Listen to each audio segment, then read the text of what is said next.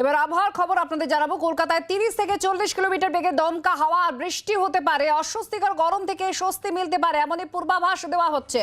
কলকাতায় 30 থেকে 40 কিলোমিটার বেগে দমকা হাওয়া আর বৃষ্টির পূর্বাভাস দেওয়া হয়েছে। যে অস্বস্তি সকাল থেকে রয়েছে সেই অস্বস্তি দূর হতে পারে এমনই পূর্বাভাস রয়েছে। কিছুক্ষণের মধ্যেই কলকাতায় 30 থেকে 40 কিলোমিটার বেগে দমকা হাওয়া বইতে পারে, বৃষ্টি হতে পারে এমনই পূর্বাভাস। অয়ন ঘোষাল আমাদের প্রতিনিধি আমাদের সঙ্গে রয়েছে। অয়ন, কি পূর্বাভাস রয়েছে ঝড় বৃষ্টির? অবশ্যই কলকাতাতে ইতিমধ্যেই দমকা ঝোড়ো হাওয়া, যার গতিবেগ ঘন্টায় গড়ে 30 থেকে 40 কিলোমিটার, সেটা শুরু হয়ে গেছে।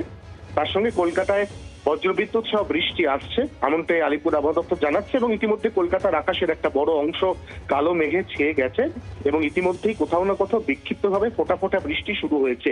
তবে এই বৃষ্টিগুলি প্রত্যেকটি প্রাক বর্ষার বৃষ্টি। কিছুক্ষণ আগে আলিপুর আবহাওয়া দপ্তরে যে সাংবাদিক বৈঠক হলো, সেখানে সঞ্জীব বন্দ্যোপাধ্যায় জানালেন যে দক্ষিণবঙ্গের ক্ষেত্রে পাকাপাকি ভাবে বর্ষা কবে আসবে তার উত্তর এখনো পর্যন্ত অধরা। অর্থাৎ নির্ধারিত সময় 10ই জুন, তারপর আজকে 13ই জুন দাঁড়িয়েও দক্ষিণবঙ্গে বর্ষার নির্দিষ্ট কোনো সুস্পষ্ট আভাস পাওয়া যাচ্ছে না বলেই জানাচ্ছে আলিপুর আবহাওয়া অফিস। ধন্যবাদ। অয়ন ঘোষাল আমাদের প্রতিনিধির সঙ্গে ছিলেন। এবং ঝড় বৃষ্টির যে পূর্বাভাস, সেই পূর্বাভাসের মতোই পরিস্থিতিও তৈরি হয়েছে। আপনারা দেখতেও পাচ্ছেন, কালো মেঘে ছেয়ে গিয়েছে কলকাতার আকাশ। ঝড় বৃষ্টির পূর্বাভাস দেওয়া হয়েছে। দমকা হাওয়া বইবে, 30 থেকে 40 কিলোমিটার বেগ হতে পারে পূর্বাভাস দেওয়া হয়েছে। আর অস্বস্তি যেটা সকাল থেকে রয়েছে আজ, সেই অস্বস্তি কাটতে পারে ঝড় বৃষ্টির পূর্বাভাস দেওয়া হয়েছে। বাংলার আওয়াজ, বাঙালির আবেগ, জি 24 ঘন্টা।